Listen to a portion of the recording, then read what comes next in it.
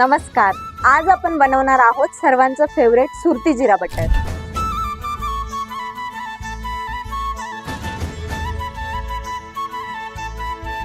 Perfect mixing जे देते बटरला soft texture आणि क्रंच. आता आपण टाकूया यामध्ये बटर, ज्यामुळे येतो उत्तम स्वाद. आता खास सुरती टच, खमंग जिऱ्याचा सुगंध.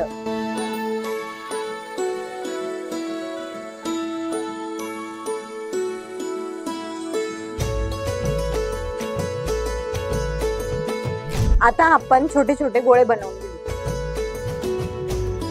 आता आपण हे बटर प्रूफिंग करण्यासाठी ठेवूया. यानंतर आपण 230 डिग्री टेम्परेचरवर स्लो बेकिंग करून घेऊया खुसखुशीत परफेक्शन साठी.